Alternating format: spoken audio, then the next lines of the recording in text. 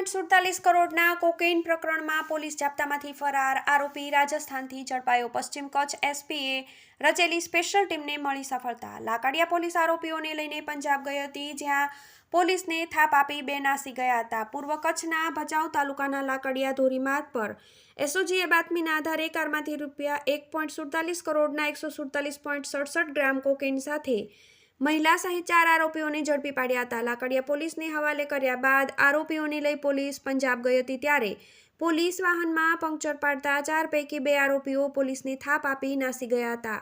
ભાગી છૂટેલા 2 આરોપીઓને પકડવા પશ્ચિમ કચ્છ એસપીએ સ્પેશિયલ ટીમની રચના કરી હતી, જેણે ગુપ્ત બાતમીના આધારે રાજસ્થાન બોર્ડરના બાલોતરા શહેરમાંથી 2 પૈકી 1 આરોપીને ઝડપી પાડીને લાકડિયા પોલીસને હવાલે કર્યો હતો। ગત 28ના લાકડિયા હાઈવે પાસે એસઓજી અને સ્થાનિક પોલીસની ટીમે હરિયાણા પાસિંગની કારને રોકીને તલાશી લઈ કારના બોનેટ નીચેના એર ફિલ્ટરમાંથી 1.47 ગ્રામનું રૂપિયા 1.47 કરોડની કિંમતનું કોકેઇન સાથે કાર સવાર હનીરસિંહ, બિંદરસિંહ શીખ, સંદીપસિંહ, પપ્પુસિંહ શીખ, જસપાલ કૌર ઉર્ફે સુમન, ગુલવંતસિંહ ઉર્ફે શનિભાઈ શીખ અને આર્શદીપ કૌર સંદીપસિંહ શીખ નામના 4 આરોપીઓને પકડી પાડ્યા હતા।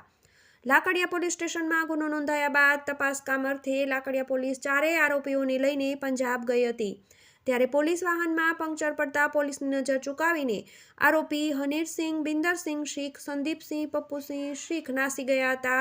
આ આરોપીઓને પકડવા પશ્ચિમ કચ્છ પોલીસ અધિક્ષક વિકાસ સુંડાએ તેમના સુપરવિઝન હેઠળ ઇન્સ્પેક્ટર ડીએમ ઝાલાના નેતૃત્વમાં ટીમની રચના કરી હતી, જેમાં એએસઆઈ મદનસિંહ, લાલુભા જાડેજા, પૃથ્વીરાજસિંહ, સહદેવસિંહ વાઘેલા, કિશોરસિંહ જાડેજાએ ગુપ્ત માહિતીના આધારે રાજસ્થાનની બોર્ડરના બાલોતરા શહેરના દીપ હોટલ પાસેથી ભાગેડુ આરોપી સંદીપસિંહ, પપ્પુસિંહ શીખ ઉંમર વર્ષ 25ને ઝડપી પાડીને આગળની કાર્યવાહી માટે લાકડિયા પોલીસને હવાલે કર્યો હતો। ટીવી18 ન્યૂઝ, ભુજ।